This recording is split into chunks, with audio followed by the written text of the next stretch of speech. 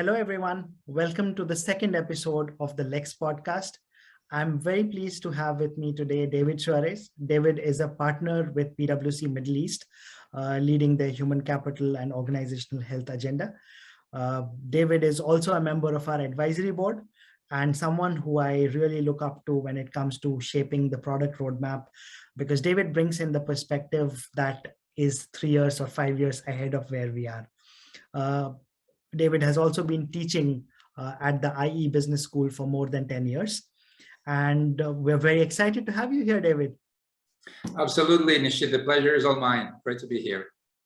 Great. So let's get straight in and start talking about employee experience. So for those who are joining us in this podcast for the first time, we look at employee experience as the intersection of culture, process, and technology. And we believe that if an organization has to provide great employee experience, it must do well on all three. If one of these three breaks down, there will definitely be a breakdown of experience. We are learning a lot from customer experience. Employee experience is a relatively new thing. And that's why we are bringing to you stalwarts from the field of HR and business as well, who will share with us what they are doing, what they're advising their organizations, and how can all of us get started on our employee experience journey. So David, let's begin with where we stand now. And we are talking about a great resignation. We are talking about a great reshuffle. We're talking about a great rehire. And people are realizing that the grass may or may not be greener on the other side of the table.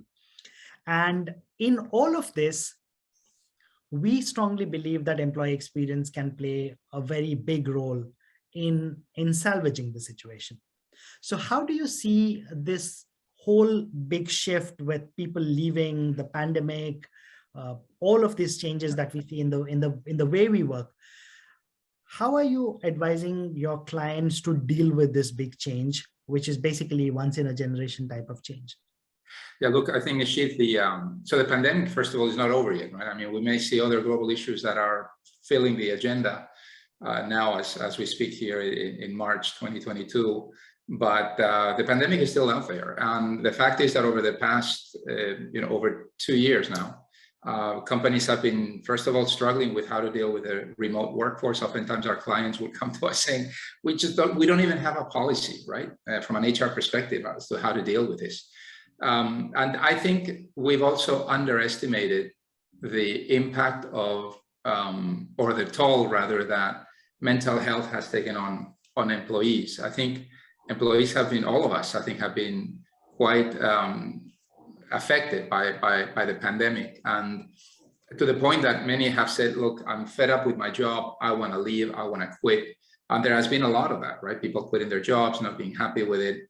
It's interesting that I was just reading an article preparing for this podcast, and turns out, so Fox News put out a survey, which was quoted by Inc. magazine not too long ago, about a couple of days ago, saying that about, speaking about this sort of the great resignation, and basically saying that about 72% of employees actually regretted having made that move. So I think we need to avoid a knee-jerk reaction if we're an employee, I guess, that this is probably not the right thing to do. But oftentimes that reaction, I think, is driven, can be driven by the pandemic. It can also be driven by the fact that a lot of prospective employers maybe mention only one part of the story, right? And they're not mentioning the full picture. And as a result, a lot of the employees then feel cheated, or they feel like maybe the grass is greener on the other side. I think in any case, what we're advising our clients to do is to relook at what employee experience means, what is the value proposition that you're offering to employees. It's not a straightforward question, because we see that what makes someone tick, depending on what generation you are, can be quite different from what makes tick another employee. But let me leave it at that, because I'm sure that we're going to get into some of these issues further. Sure. So let's go straight into one of the things you mentioned in response to that question, which is about the whole employee value proposition. So if an organization has to keep their employees longer and not kind of succumb to this whole wave of resignations that has happened, a strong value proposition is important.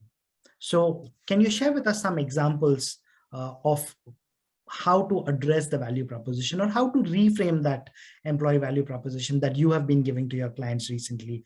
What are the core elements that are now taking prominence in the whole employee value proposition scheme of things? Right. So look, the first thing I think when we think about employee value proposition is we need to think about that not all of the employees are equal in the sense of what priorities they give to what they want to get out of the job, right? So Generation Z types will work very differently, or will think very differently than a Generation Y, or than a baby boomer or Generation Z. Anyway, there will all be differences depending on where you're coming from. What we do see, though, is that obviously it's not just about the money. There are two other factors that are really fundamental. One of them is flexibility, and maybe the other one, and maybe should probably be the first one, is purpose, right? So you have to understand, why is this organization in there, to begin with, right? And what is it that makes somebody tick? So those things are really fundamental. And then in terms of flexibility, we've done a number of surveys at PwC across multiple continents. One of the things that was really interesting is the return to work survey. We've done a few of these, and it was basically coming out that about 80% of employers think that this sort of pandemic experiment has worked very well, with very good results, and around 72%, again, of employees were happy with the result. So remote work is here to stay. Hybrid work, I would say more accurately, is here to stay. There's a consensus building that you cannot do without the office, but you will need to probably do with a different use or more efficient use of the office. But you need to have, depending on the nature of the job, you'll have to have some office time and also some remote time. Flexibility will be key, and it's oftentimes even more important than pay. So I want to get a little bit deeper into two specific things. One you've mentioned previously is about mental health. So if you could please share with us some examples of how organizations can help improve mental health. And the second thing I want to talk to you about is trust. With remote working and with hybrid working, there are now software available which can capture your screen every few seconds, take a screenshot, take a photo, just to prove to the manager that the person is working at the desk. Yeah. How do we kind of look at a situation where there is a complete breakdown of trust, and a manager or an organization needs spyware or a software to prove that employees have been working, especially in a situation where 70% of the employees feel that it works well? Yeah. So let me maybe answer the questions in reverse. I think on the trust side of things, one of the biggest issues that employers have had was managing a remote workforce, particularly here in the Middle East, where a lot of line managers are used to managing people when they're in front of them, right? This was a huge issue. And I think what needs to happen here, I don't think that the answer is around installing software to track employees' activity. I think that's the worst thing that you can do, in my humble opinion, even if that technology does exist. I think we need to change the paradigm. I think it's more about trusting someone to do what they're meant to do. It's not so much about what you're doing, but the outcome or the impact of what you as an employee are going to produce, right? Ultimately. And it's less about, did you come in at 8 a.m. and did you leave by 5 p.m. or did you come into your laptop at that time, right? And much more about giving people the right amount of accountability at the end of the day. And of course, that has huge implications, I think, when it comes to managing performance. And I would say that in the long run, it'll help companies to build a greater amount of trust in their employees. If you start by saying, I'm going to monitor every single keystroke that you have, so you better watch out, you're going to have, you're going to have you're going to create the wrong culture, I would say. And then when it comes to mental health, the first thing that I would say is that most of us are unaware that, you know, this pandemic has created an issue in our mental health. And that issue can be to greater or lesser degree, depending on what you happen to be. I work a lot in healthcare, and I have a lot of friends that are in that sector, whether nurses or you know, MDs, who have been in the thick of this pandemic. And I can tell you they have lived through hell, honestly. And their mental health has been severely affected, right? And they need to kind of follow a proper, you know, therapy to get back up, shall we say. But that is not just the healthcare workers. This really goes across the gamut, right? So one of the things that we have done at PwC is to install a series of programs to train first mental health aiders, as we call them. Wow. And the idea is, you know, we equip line managers, some partners, directors, and really anybody who feels strongly about helping others with, you know, what are the right questions to ask? How can you, you know, reach out to people? What are the best ways to help others to identify maybe when somebody's perhaps falling into, I don't know, a depressive state perhaps, or they're really suffering, and what is it that we can do as colleagues and as line managers or partners to help them. So I love the initiative. I think it's great. And I'm aware that, you know, a number of companies out there are also trying to do, you know, similar versions of the same tune. That's very insightful. Thank you so much. Now, in terms of employee experience as a concept, it's something which is still relatively new in the field of HR, even though I remember we set up an employee experience kind of unit at Commercial Bank of Dubai back in 2018-19. But it's something that is being talked about a lot more. Right. How do you define at PwC the whole concept of employee experience? Once you've defined the concept of employee experience, how do you help your clients listen to their employees and find out whether the experience is working or not? Because the whole process is not just creating something that we believe will work and then leave it at that. So there's a very strong role of continuous listening that yeah, we think has to go into that. So absolutely. What are you telling your clients about these? So look, I think employee experience is really the logical evolution of, you know, what used to be called human capital management. And before that, you know, whatever it was, personal administration, maybe 20 or 30 years ago. And so we are moving from HCM to HXM, you know, human experience management. That's what we're trying to do here. And, you know, when within the firm, within PwC, whether we're looking at things internally or towards our clients, we tend to focus on the moments of truth or moments that matter, you know, or MTMs, sometimes we call them. Yeah. And these are moments, whether they're through the day, through the week, through the month, through the year, or through an individual's career, that really make a difference. That can be from the first interaction that you've got with a recruiter, to your onboarding experience, to how you're going through your learning and development, the conversations that you're having around setting your targets for the year, obviously the delivery of day-to-day work. In our case, for instance, as PwC, it's all about delivering projects, right? So what is that relationship with clients? How are we making sure that people can deliver the impact that we expect them to deliver? So focusing on those moments that matter is really, really important. The other point that's also very important, and you alluded to this earlier, is culture, right? Culture, I would say, and also passion, right? So oftentimes when we talk about culture and we try to help our clients deal with culture, one of the first things that we ask them is, when we put them in a room, is, okay, what makes you get up in the morning? You know, what about your job is the one thing that makes you get up in the morning, right? Oftentimes that turns into a purpose discussion, which is kind of important. But the key to me is ensuring that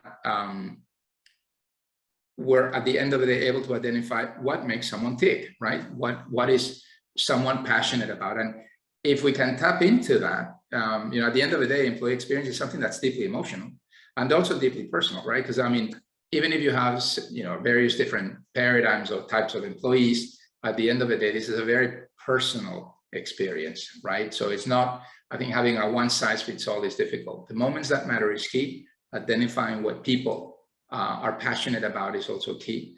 And then figuring out how to make this personal for people. What's in it for me? What can I do about this is also really critical. So let me take that whole discussion about personalization forward. And obviously, something like personalization is impossible to do at scale without technology. And I also know from our previous interactions that you are deeply interested in technology. So what other roles or what use cases do you see that technology can play in the next 3 to 5 years in the way we shape employee experience? Right. So look, so I think employee experience is following a similar path to what we're seeing in health. In health is all about deeply personalized medicine, right? Or precision medicine, as it's known, where you look at someone's genome and epigenome and you tailor drugs that literally are for that one individual. Well, employee experience, I think, is also heading that way, right? I mean, when we think about the power that technologies can have, and I'm thinking, for instance, right now about augmented reality, virtual reality, and AI in particular. I mean, obviously it's all interrelated, but those three to me have a really big impact. Right now, for instance, if you look at the market, there are a lot of tools. I'm not going to mention any names, but there are a lot of tools out there that can do, record your video interview and be able to distill what is your personality profile based on how you speak into the camera, much like what I'm doing now, right?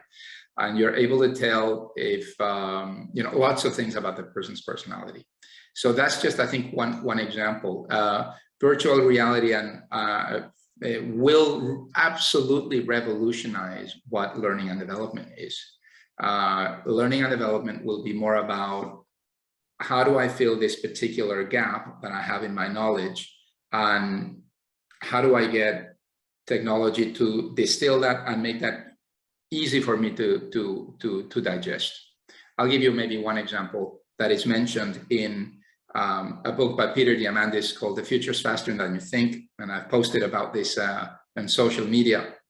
And he describes that in the not too distant future, we are going to be able to hear from Albert Einstein himself using his voice and a replicated digital image of him explain to us what the theory of general relativity is.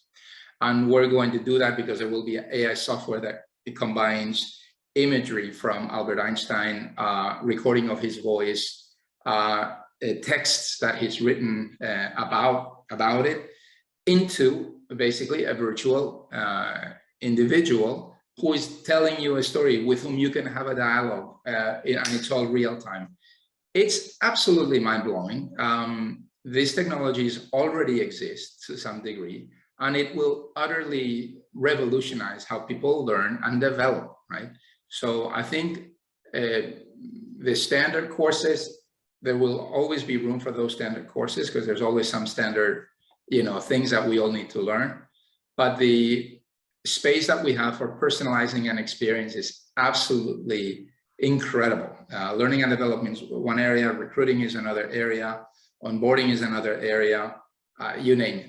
There's another area, by the way, which is on rewards.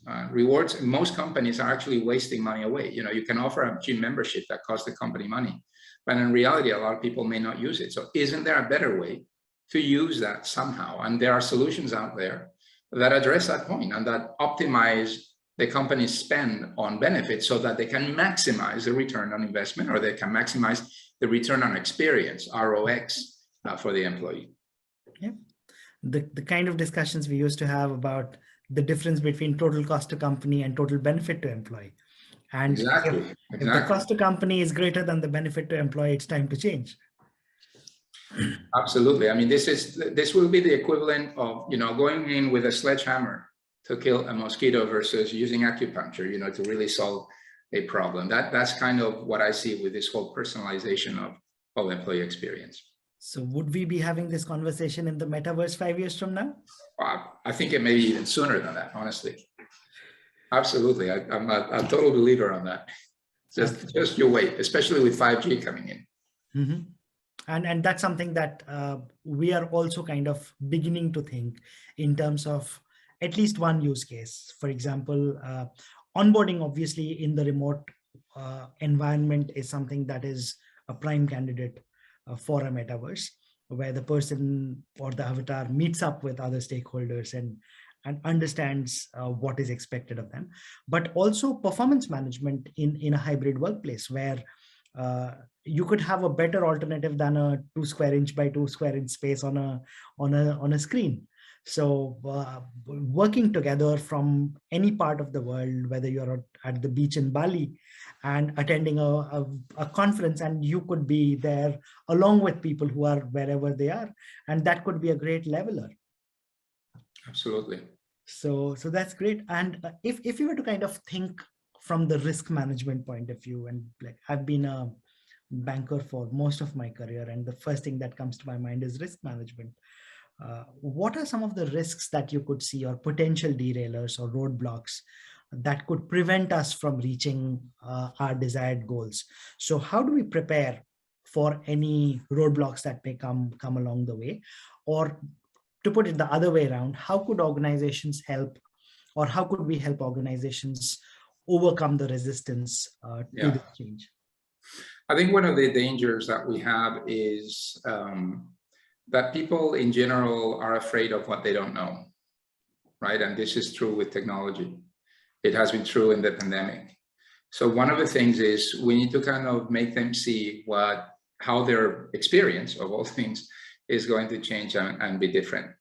The other thing that I would say is beware of not overbuilding something. I think it's better to start small, try it, get some feedback, and then build on that.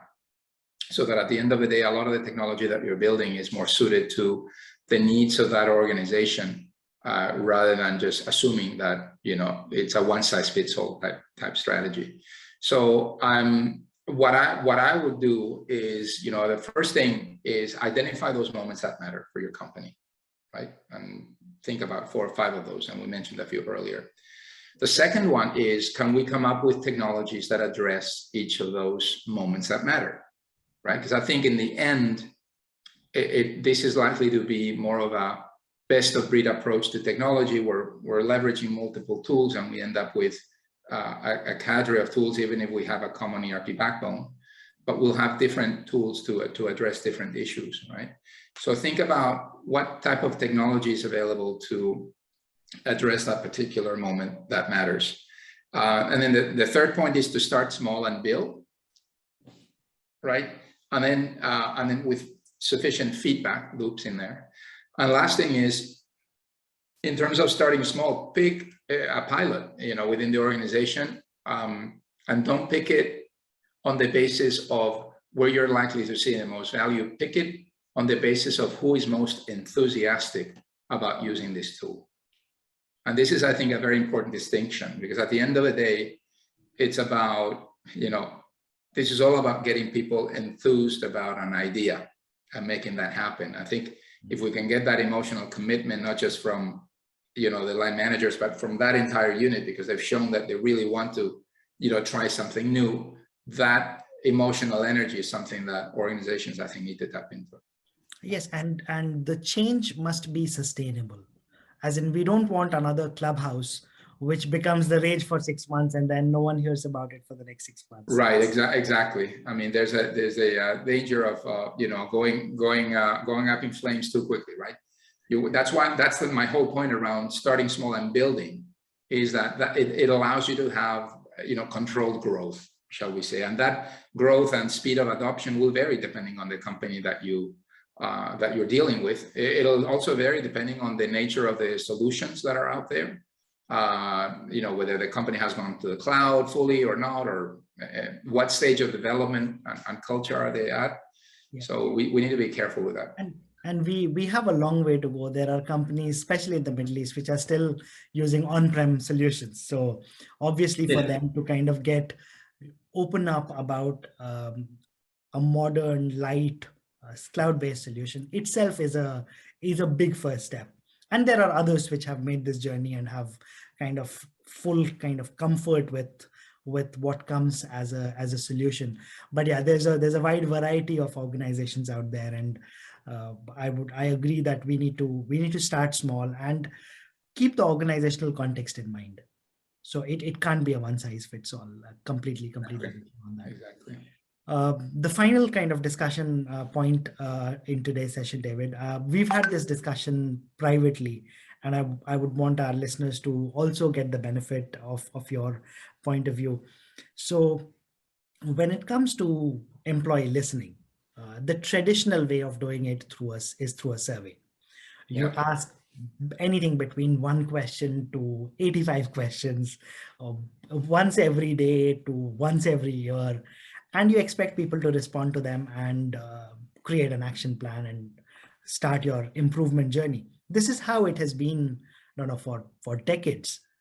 But you believe that this should change, and we should Yes. we should look at a different way of listening to employees, and that's something that we definitely want to have on our roadmap very soon. So let's hear about what you have to say on how people respond to questions in an organization. Yeah. Look, there. The debate that you and I have had, Nishith, and you know this, is that I think, there are two types of technologies typically that you can use here, right? You can use declarative technology. Basically, you give a survey and people answer. And you can use what's known as observational technology, which is, if you're in data science, people know what that is. And basically, observational technology is you're doing an inference on a hypothesis based on the data that you see out there, right? So for instance, you tell whether people are buying, I don't know, soap, not because what they tell you in a survey, but rather because they've actually gone online and shopped for soap, right? And you can have the data to kind of back it.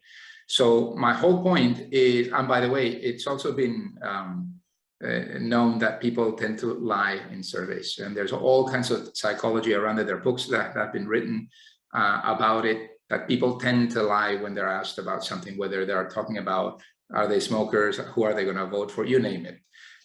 So observational technologies from that perspective are going to be a lot better at determining whether a given, what do we need to change in an organization based on that employee feedback. The issue with observational technology is that you are getting deeper into, you need permission from the user to do something with the data, right? You have tools today that analyze emails, that can look at emails, that can understand what people are talking about, that could even go into social media and start doing sweeps of social media where that particular employee is, and they're putting that data out there. Glassdoor is one such example, even if Glassdoor is also a declarative technology. But my point is that there's a issue, I think, around privacy that needs to be addressed. There's an issue around trust. There's an issue about what are you going to do with this data that I provide, right? And ultimately, there's also, I think, an issue for organizations that, I think one of the bigger areas for employee frustration is, you're asking me all these questions as management. I answer them every year. I say that these are the 5 things that I don't like about the company, but you do nothing about it, right? And this is also something that has to be, very much taken into account. It's probably a message for management. And I can tell you, we've had that issue at PwC. I've had that issue in my own unit. And obviously, this is a changing landscape. It's a reality that's out there, right? And we can do better, we can do worse. But at the end of the day, there's an expectation that management will have to do something about it to change that status quo. So I'm a huge proponent of observational technology. I think if we can explain to people, look, this is what we're going to observe. Are you okay with it? This is the extent to which, we're going to use your data, similar to the data protection laws that are, everywhere in the world. Something like that at company level, so that we can monitor, the things that you allow us to monitor, and then that hopefully will yield a better experience and overall for you and in the company. I would say what we would prefer doing is something like a parallel run, where we don't stop doing the declarative surveys immediately, because even other kind of enabling tools, things like facial recognition, which could eventually be a strong part of this whole observational tool. So I look at your face and I figure out your mood. And there are tools like that. There were tools like that. But there is a lot of bias in the way the algorithms has been trained. And That is very true. a lot of those tools have actually been taken down, whether it is to detect a potential criminal or detect a potential fraudster. I don't think we are ready with that kind of an algorithm that takes out the bias and gives an absolutely true picture. And I'm quite hopeful that the technology would progress and become better with time. It's just that it could take 3 years, it could take 5 years, it could take 7 years, and I don't know that. So I would very strongly feel that we need to kind of have a parallel run, so that we start understanding where are the differences coming and why are the differences coming, and then we try to kind of address those. And I completely agree with you. Why waste people's time with a survey when you can manage with the same data and insights without a survey?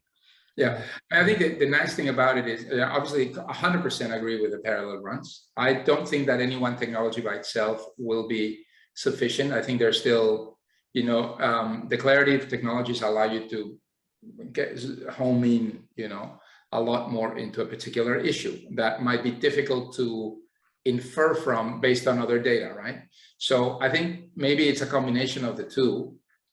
But again, I think the declarative side is way underdeveloped and underused. And I think if you ask me, where does the future lie?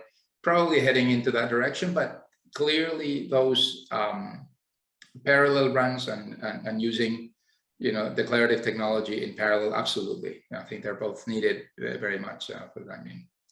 Great. I think we are in for some very interesting times. And thank you, David, so much for coming with us today and sharing your wisdom with our listeners. I'm sure they'll be able to benefit a lot from all that you have said. And in case one of our listeners has a specific question, we'll pass that on to you, and we'll go back to them with a response. It would be my pleasure, Nishit. It's been a pleasure having this chat with you. Thank you for inviting me. Thank you so much, David.